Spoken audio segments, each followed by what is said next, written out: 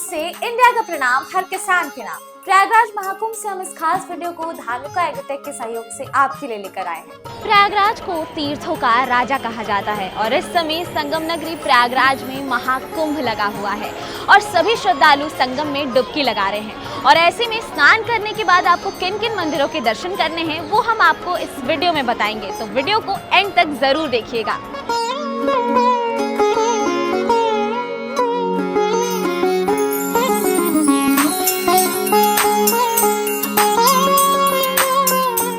प्रयागराज मुख्यतः तो यहाँ जो त्रिवेणी संगम है, क्योंकि यही स्थल है जहाँ गंगा जी यमुना जी एक साथ एकत्रित होती हैं और सरस्वती जी का भी यहाँ संगम है। यद्यपि वर्तमान में वह सरस्वती की धारा जल धारा के रूप में लुप्त है, लेकिन कहीं ना कहीं ज्ञान के रूप में, तत्व के रूप में सरस्वती भी है ही।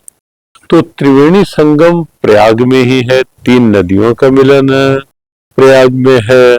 भरद्वाज आश्रम के रूप में भरद्वाज यज्ञवल्क्य जी की दिव्यता प्रयाग में है। जब प्रभु राम वनगमन करने गए तो यही प्रयागराज में, तब से वह भाव विराम कथा का भी प्रयाग से जुड़ा है। अक्षय वट यहाँ की दिव्यता है और ऐसी ढेरों दिव्यताएं प्रयागराज से जुड़ी हैं। संगम के पास है बड़े हनुमान जी का मंदिर। आपने हनुमान जी के कई सारे मंदिर में मूर्ति को देखा होगा, लेकिन ये उनमें से सबसे अलग है क्योंकि यहाँ पर जो हनुमान जी की मूर्ति है वो लेटी हुई अवस्था में है। मूर्ति की लंबाई 20 फीट बताई जाती है और ऐसी धार्मिक मान्यता है कि हनुमान जी जब लंका से वापस आ रहे थे तो उन्होंने यहीं पर विश्राम किया था। तो अगर आप भी महाकुंभ में यहाँ पर आ रहे हैं तो यहाँ पर आना मत भूलिएगा।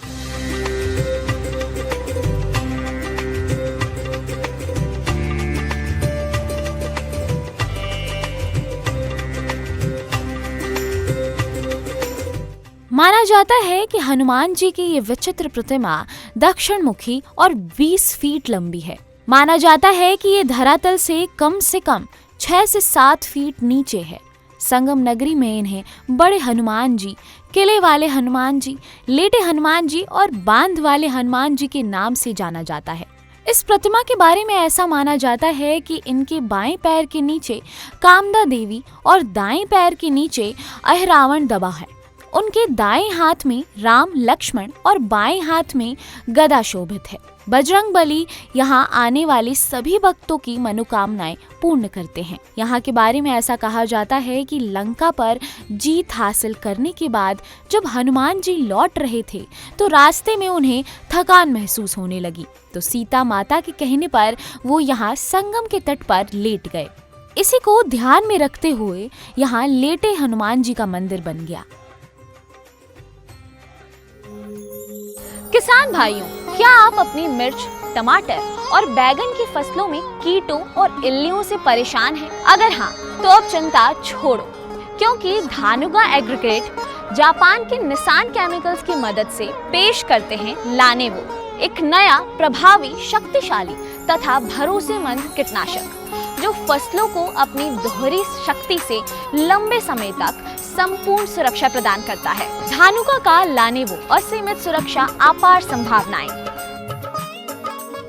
प्रयागराज में ही एक काफी पुराना अक्षय वट मौजूद है। इस बरगद के पेड़ को देखने दूर दूर से लोग आते हैं। महाकुंभ में आए श्रद्धालुओं को इस जगह जरूर आना चाहिए। पुराणों की माने तो प्रलय के समय जब पूरी पृथ्वी डूब जाती है तो वट का एक वृक्ष बच जाता है। ये वही अक्षय वट है। इस वट वृक्ष को कई 100 साल पुराना बताया जाता है। तो अगर आप भी महाकुंभ में आते हैं तो यहाँ जरूर आए।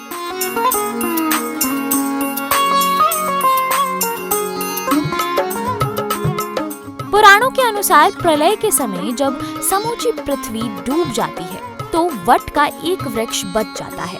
इसे सनातनी परंपरा का संवाहक भी कहा जाता है। इसके एक पत्ते पर ईश्वर बाल रूप में रहकर सृष्टि को देखते हैं।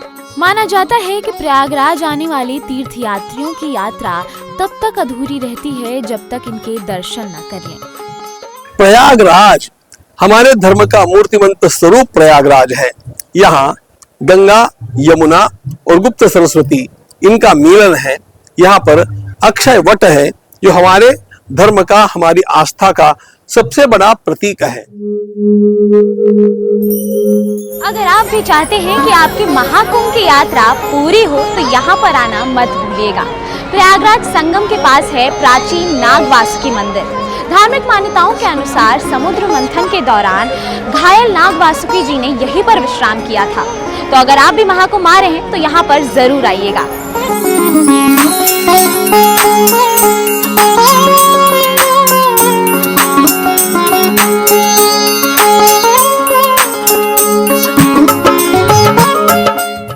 नाग वासुकी को नागों का राजा माना जाता है। प्रयागराज के इस मंदिर में नाग पंचमी का त्योहार पूरी श्रद्धा और आस्था के साथ मनाया जाता है। नाग पंचमी के दिन भक्त इस नाग मंदिर में दूध और जल चढ़ाकर अपने घर परिवार और कुल को सांपों की काली छाया से रक्षा करने के लिए प्रार्थना करते हैं। इस मंदिर में कंकड़ का भी अपने आप में एक रहस्य है। पौराणिक मान्यताओं के अनुसार इलाहाबाद के नाग वासुकी मंदिर से कंकड़ ले जाकर अपने घर के चारों तरफ रखने से काल सर्प दोष से मुक्ति मिल जाती है। पौराणिक मान्यता के अनुसार जब समुद्र मंथन हुआ उसके बाद नागराज वासुकी मंदरांचल पर्वत से रगड़कर पूरी तरह जख्मी हो गए थे और उनके शरीर में जलन होने लगी। तब भगवान विष्णु की सलाह पर नागराज वासुकी ने प्रयागराज में इस जगह पर विश्राम किया था। इसी वजह से इसे नाग वासुकी मंदिर कहते हैं। पुराणों में ये भी वर्णित है कि जब देवी गंगा स्वर्ग से पृथ्वी पर गिरी तब वो पृथ्वी लोक से पाताल लोक में चली गई। वहां उनकी धरा नागराज वासुकी के फेन पर गिरी। इसलिए इस स्थान पर भोगवती तीर्थ का निर्माण हुआ।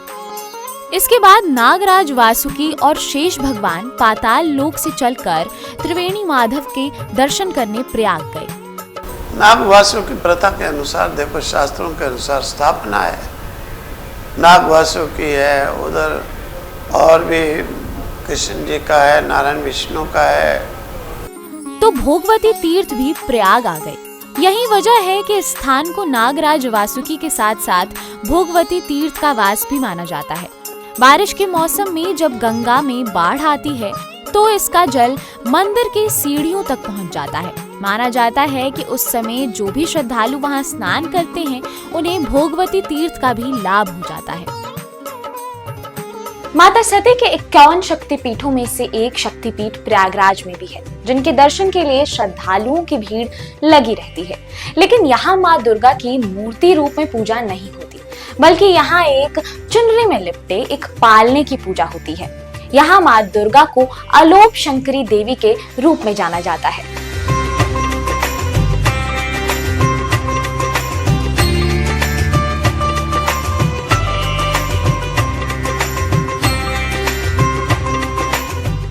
माता सती के 51 शक्तिपीठों में से एक शक्तिपीठ प्रयागराज में भी है, जिनके दर्शन के लिए श्रद्धालुओं की भीड़ लगी रहती है।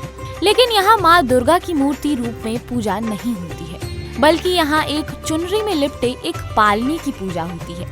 यहाँ माँ दुर्गा को अलोप शंकरी देवी के रूप में जाना जाता है। कहा जाता है कि माँ सती के दाहिने हाथ का पंजा यहाँ गिरा था, जो विलुप्त हो गया था।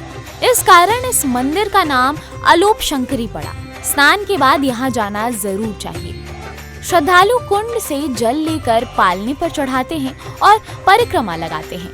धार्मिक मान्यता है कि मंदिर में परिक्रमा लगाने से साधक की सभी मुरादें पूरी हो जाती हैं और जीवन में खुशियों का आगमन होता है। नवरात्र के दौरान यहाँ मेला लगता है। ऐसी मान्यता है कि जिस इंसान की मनोकामना पूरी हो जाती है वो माँ को हलवा पूरी का भोग अर्पित करता है और कढ़ाई भी चढ़ाते हैं। इस मंदिर की सबसे खास बात ये है कि इस मंदिर में कोई भी देवी देवता विराजमान नहीं है। मंदिर में एक पालना है, उसी की लोग पूजा करते हैं। अलोपी देवी मंदिर को माँ अलोप शंकरी का सिद्ध पीठ मंदिर के नाम से जाना जाता है। मंदिर में माता के अलोप रूप यानी माता अलोप शंकरी के रूप में पूजा जाता है। हम इस वीडियो को धानुका एग्रीटेक के सहयोग से आपके लिए लाए हैं। धानुका एग्रीटेक देश के कृषि उत्पादों का सबसे जाना माना और विश्वसनीय नाम है। किसान हमारी आन, किसान हमारी शान। महाकुंभ से एक बार फिर इंडिया का प्रणाम हर किसान के नाम।